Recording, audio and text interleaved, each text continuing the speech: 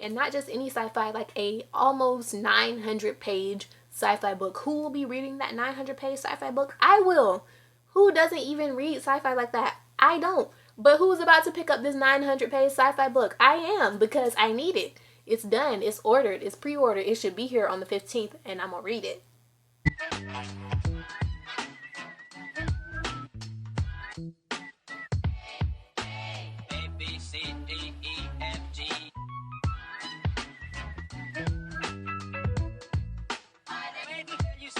Hello and welcome back to my channel, All the Stories. Today I will be doing my most anticipated reads for September video. I know this video is going to be going up a little late. It's already September 6th when I'm filming it. Hopefully I'll have this up either today or tomorrow, so it won't be like super behind. There are quite a few books that I'm looking forward to in September, so I just wanted to talk about a few of them. So the first one that I want to just quickly mention has already actually came out, and it came out on September 1st, and that is When No One Is Watching by Alyssa Cole. I recently read my first Alyssa Cole book this year. I read the Reluctant Royal series, well, the first two books and one of the novellas in the Reluctant Royal series, and I loved it so much. And when I heard that she had like technically 3 books coming out this year, one of them being this book, one being a sequel or a spin-off series to the Reluctant Royal series, and there was another book that came out earlier this year by her, I was living. I was really excited for this. I'm not a big thriller person, but I was intrigued. It's like described like gentrification meets Get Out, and I'm really excited. And yeah, I just want to briefly mention this one. This one's already out in the world, so if that sounds interesting to you, you can go ahead and pick it up. So another book that I'm also really excited for that's already came out, and it also came out on September 1st, is The Traitor Queen by Danielle Jensen, which is the sequel to The Bridge Kingdom, which is one of my favorite books of last year. I recently reread it in preparation for the second book coming out, and I'm really excited for The Traitor Queen. I ordered the Bay Crate special edition that had like fan art under the dust jacket, so my edition hasn't even shipped yet, but it is out in the world for everyone else to enjoy. So the audiobook for this book actually already came out in February, but I wanted to physically read it and the physical copy just came out, so I'm super excited for it. I cannot wait to see how Laura and Arn's story ends. And if you want to know what The Traitor Queen is about, it is following our main character Lara, and she has been trained since birth to be a spy and an assassin, kind of, for her father, who is the king of Madrina. And the kingdom of Madrina and the kingdom of the Bridge Kingdom have an alliance where the future king, the prince of the Bridge Kingdom, is to marry one of the king's daughters when they come of age. So the then prince is now king, and he is calling in this favor of the alliance to be married to the princess of Madrina. And so the king of Madrina really wants to take over the Bridge Kingdom, so he has trained his daughters since the alliance was struck to be spies and assassins, so the one that is inevitably picked to go to the Bridge Kingdom can spy on him, because spies are very hard to get in and out of the Bridge Kingdom. And so the daughter he picks is going to spy for him and send information back so he can take over the kingdom, and eventually she may or may not have to assassinate the prince. So yeah, that's our love story. Our main character Laura is meeting him and spying on his kingdom, and he's wary of her. He doesn't really want this alliance. He doesn't really want to marry her, but his parents set up this alliance and he is honoring their wishes. So it's this very enemies to lovers story, and is very high angst and tension, and I just love me a good enemies to lovers story. So if you enjoy enemies to lovers, and it's not really fantasy, there's no magic or anything, it has a fantasy vibe. I don't know, it feels like a fantasy, but there is no magic, so it's not really fantastical. So yeah, but if that sounds interesting to you, I highly suggest you pick it up, because I love it so much, and I've heard good things about The Traitor Queen, and I'm just super excited to see what happens to Laura and Arn. This is the conclusion. It is a duology. However, the author has announced that there will be more books in the world, and the characters will appear in the later books. They just won't be the main characters.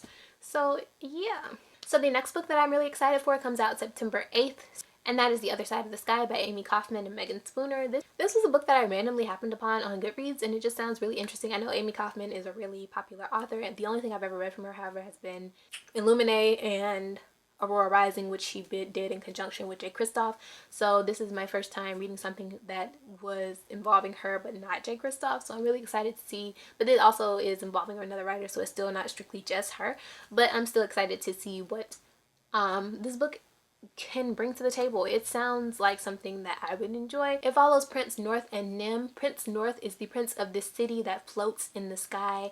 It is held aloft by technology, I believe, and they're not really allowed to go down to the surface. But on the surface, we have a girl who's named Nim, who is a living goddess to her people. So I'm guessing she has magical powers or something, earth magic maybe. And Nim and North's lives are entwined by a prophecy, and it's kind of a star-crossed lover story where they have to choose kind of between their people or their love for each other.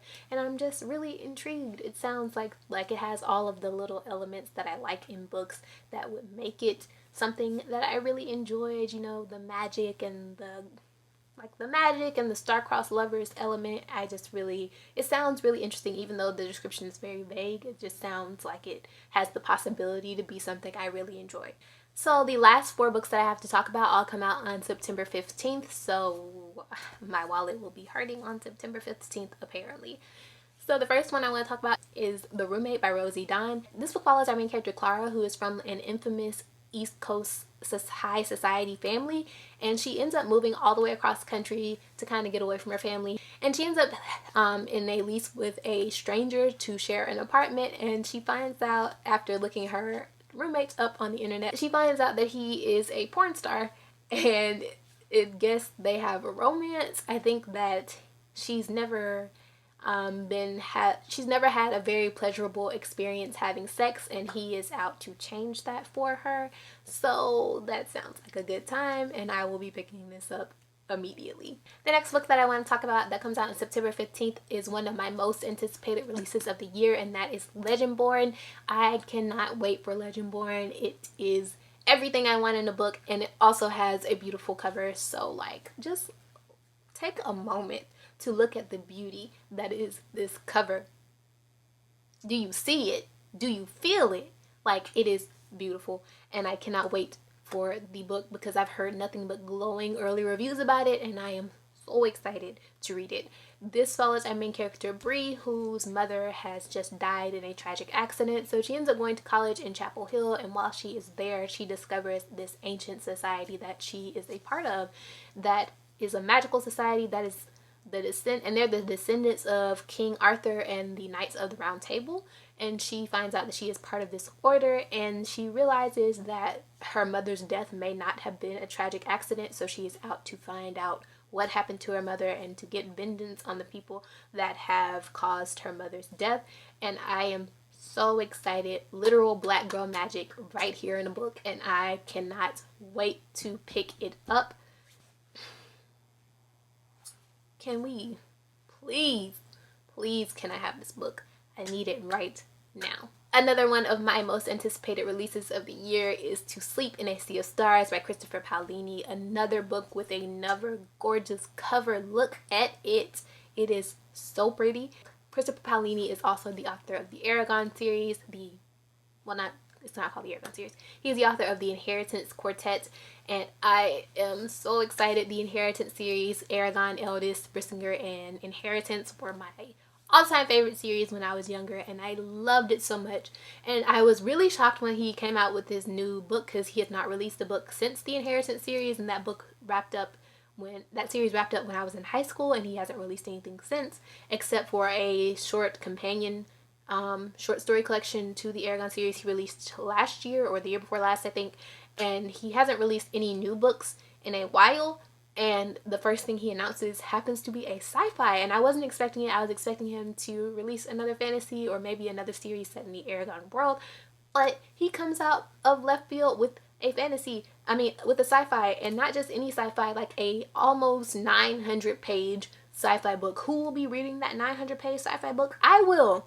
Who doesn't even read sci-fi like that? I don't. But who's about to pick up this 900-page sci-fi book? I am, because I need it. It's done. It's ordered. It's pre-ordered. It should be here on the 15th, and I'm going to read it.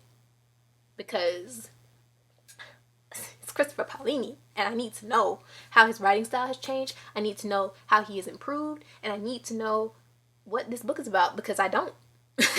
I don't know at all. I know it's sci-fi, and it has to do with a girl who, I think she ends up in cryo sleep for some years when she's not supposed to be, and she ends up on this alien planet, and there's a war, and I don't know. I don't know. I'm gonna find out.